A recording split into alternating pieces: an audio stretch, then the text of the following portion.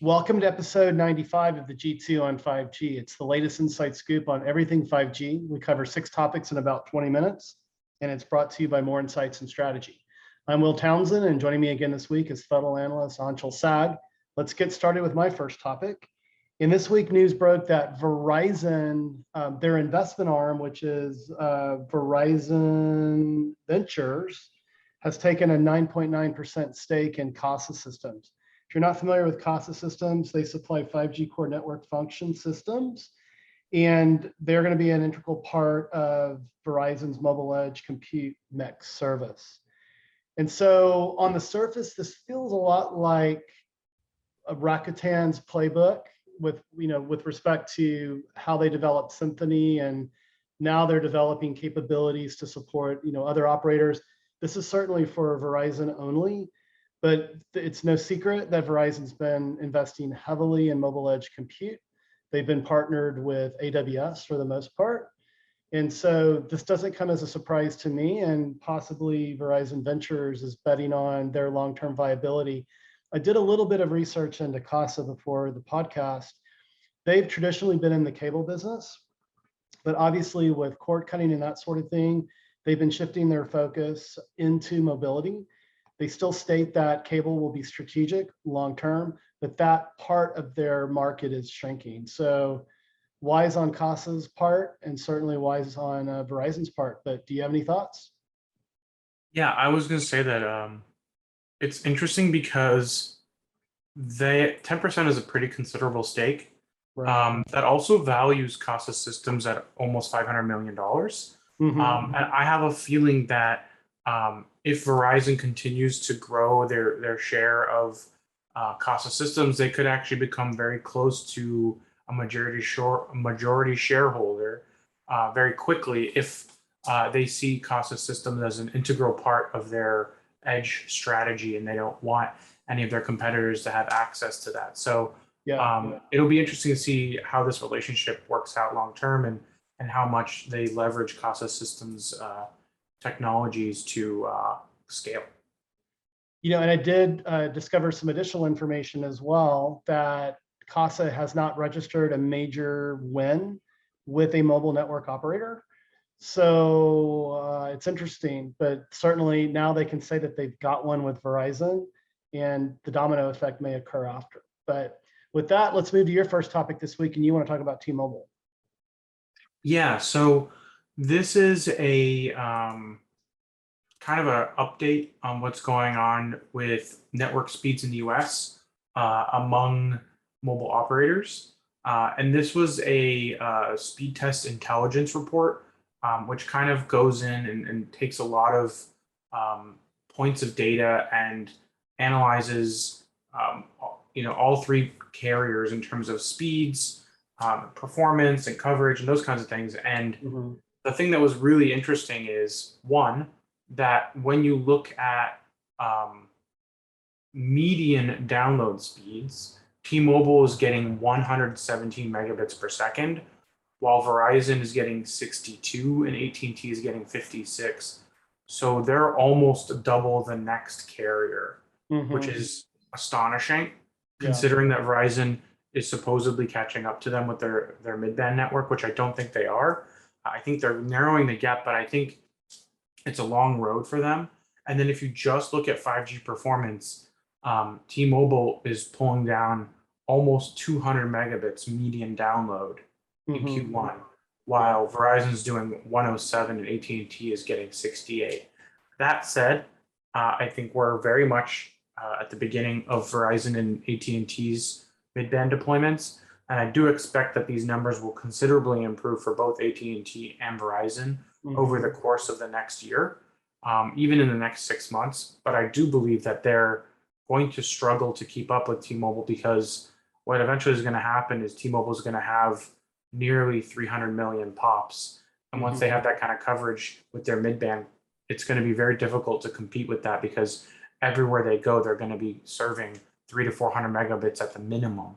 And, I've seen as upwards of a gig, and I've seen it upwards of a gig in more than one place, which when you're pulling down a gig without millimeter wave, it's a pretty big deal. So it's just them continuing to absolutely crush on that mid-band network, and it really shows that the acquisition of Sprint was such a big deal to them. And obviously the execution, right? They just executed this flawlessly, and they're actually on pace to acquire more 2.5 gigahertz spectrum fairly soon in July, which might even further improve these average and median speeds. Yeah, that's based on the auction that was announced by the FCC chairwoman over the Mobile World Congress event. So yeah, and we've talked about mid-band before. You and I were, just a very select group of analysts that predicted that that merger would come together eventually. It was very hard fought, and certainly that mid-band spectrum was the prize. And we've talked about that in the past on our podcast. Mid-band just gives you that perfect balance of propagation and performance. And to your point, Neville and John and team at T-Mobile have been executing flawlessly. I mean, I think it's a good description that you used there. So that lead will close over time, but and I certainly think AT&T will be fast on the heels of T-Mobile with they've got a more diverse sort of mid-band spectrum footprint with that auction 110 as well as C-band. So we'll keep an eye on it and we'll report back. I'm just going to add one more thing. Yeah. What's interesting is latency c is still roughly the same across all three carriers. Interesting. Where T-Mobile's getting 31 and Verizon's getting 31, while AT&T has 34. And I think the big factor there is a lack of standalone in mid-band. Mm-hmm. And I think once we see standalone roll out nationwide, and in the mid-band, I think we'll see that come down considerably. Yeah, good point.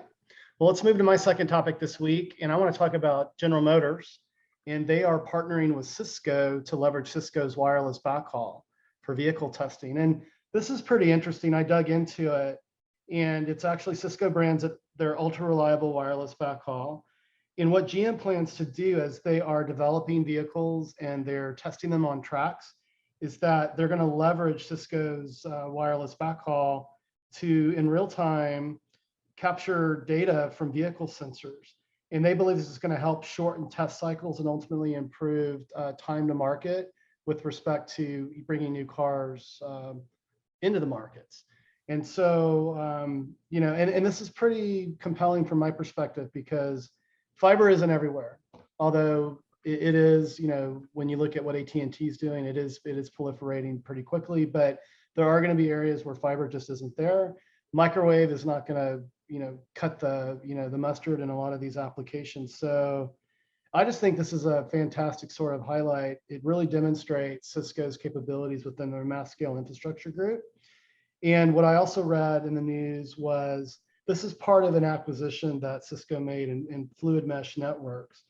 And this technology is already being used today in ports, mines, and railways. And I've also talked about how those are perfect use cases for private 5G. But what are your thoughts?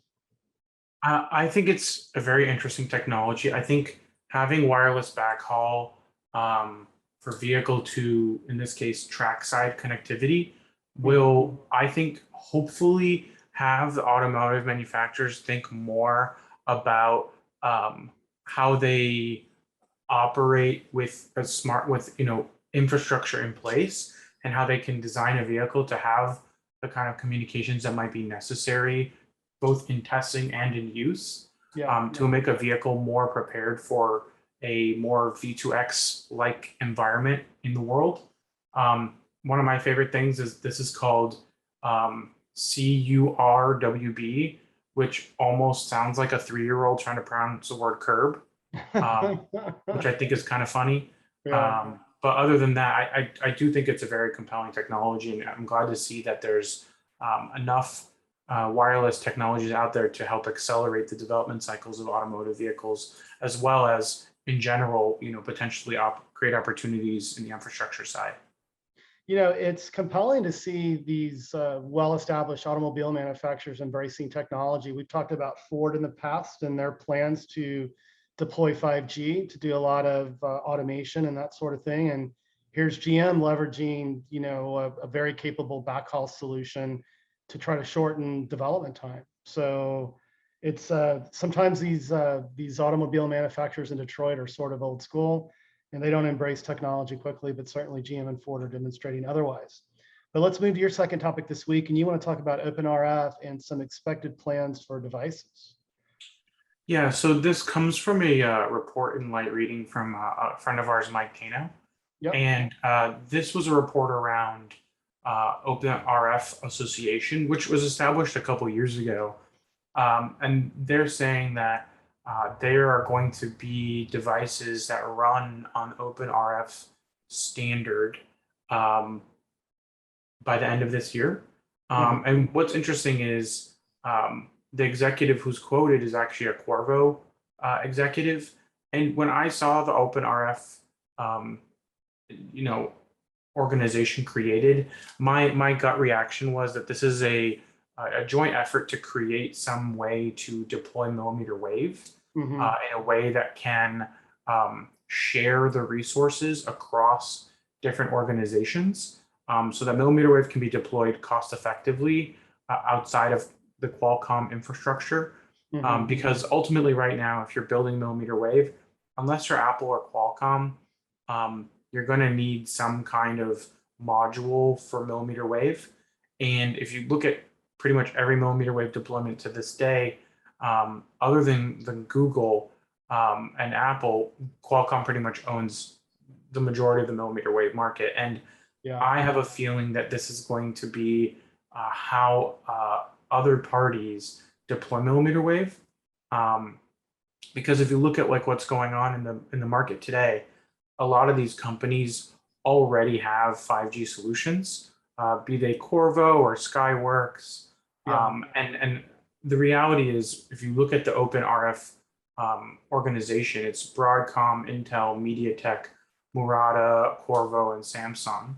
Right. Qualcomm is not present, which makes sense to me because I feel like the entire purpose of the OpenRF organization is as a foil to Qualcomm. But I think, to me, it makes the most sense that MediaTek is kind of the power behind this, in the sense that they have the modems, and they're willing to make their modems open to this organization to enable different types of RF front ends to give OEMs more choice. But ultimately, I think they're trying to recreate possibly some of the deep integrations that Qualcomm has from their RF front end to their modem, which are very difficult to reproduce unless you have something like OpenRF established. So I see OpenRF as a competitive foil to what Qualcomm is doing with their RF 360 from their RF to modem system that they call it. And I think that it'll be interesting to see what those products look like and how they perform in terms of RF signal, power, and performance. So we'll see what happens at the end of the year. But I have a strong feeling it'll be a MediaTek based solution with who knows what front end. Yeah, and your insights are spot on. RF is a huge business unit for Qualcomm, right? And so it wouldn't make sense for them to participate in this because it has the potential to chip away at what they've enjoyed from a market share perspective. But I've stated this, many times on podcasts: competition breeds innovation. I absolutely agree with you as well. I think we will see something from MediaTek out of the gate on this. They are sort of, if you want to call them, sort of the value play to Qualcomm. They've traditionally have been positioned there. But you and I will actually be attending a MediaTek analyst forum in early May, and we may actually learn some things that we'll bring back to a future podcast. But I think your insights are spot on there. I was also going to add that I think MediaTek is also trying to expand with their flagship SoCs into the higher tiers, and we may or may not be working on a special podcast from that event. So we'll see. Yeah, we'll see. Cool.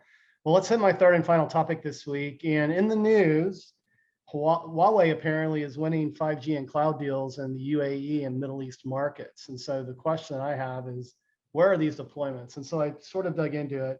And these are claims that Huawei is making. But what they're claiming is that from a 5G solutions perspective, they're focused on 20 different industries. They've come up with the term 5G to B, kind of clever.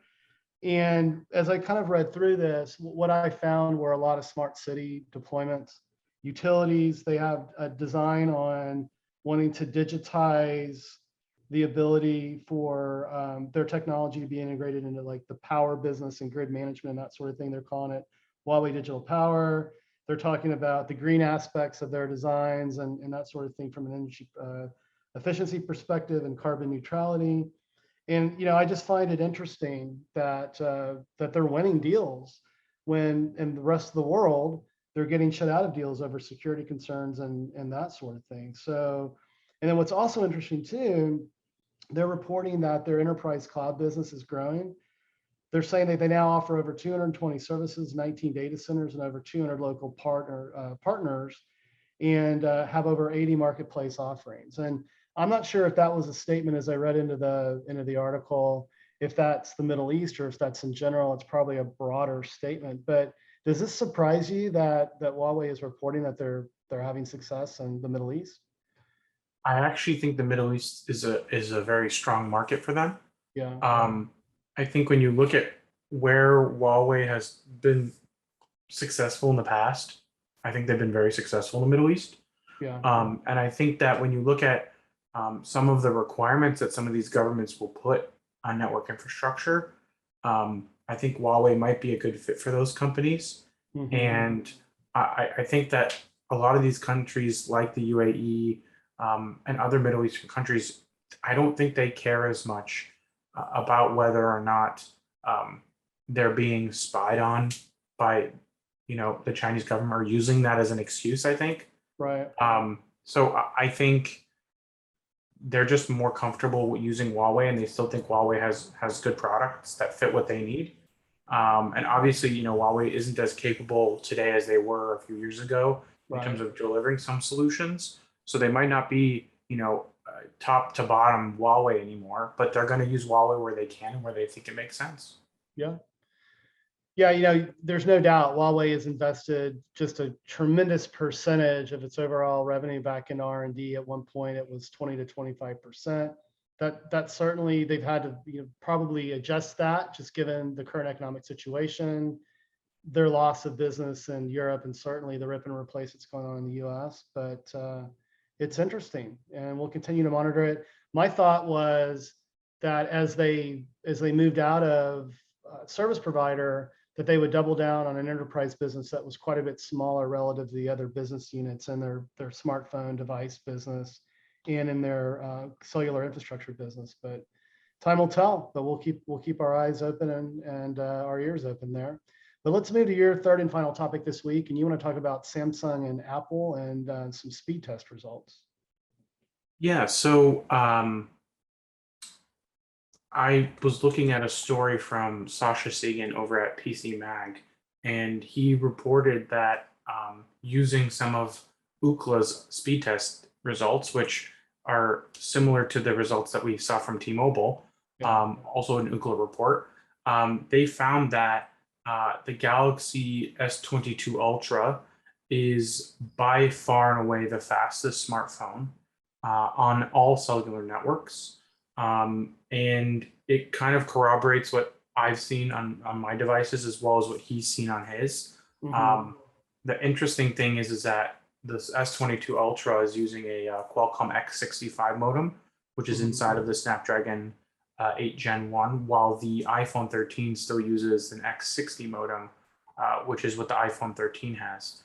And because of that, there's a pretty interesting speed gap, whereas the S22 Ultra is getting about 116 megabits per second, while the iPhone 13 Pro Max gets about 100.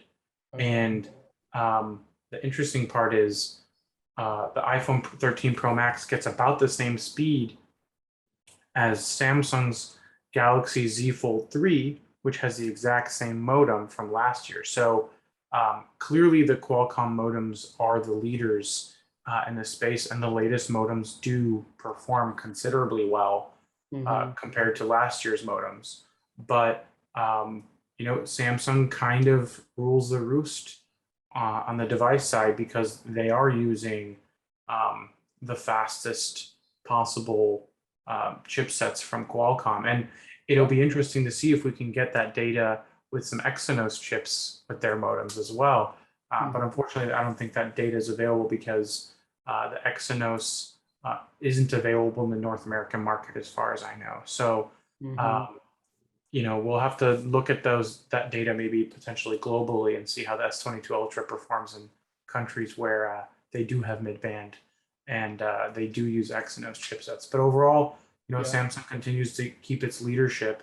And what's really funny is the S21 Ultra from last year also outperformed the 13 Pro Max and the iPhone 13 Pro. So Samsung kind of both current and last generation continues to maintain its leadership on 5G speeds.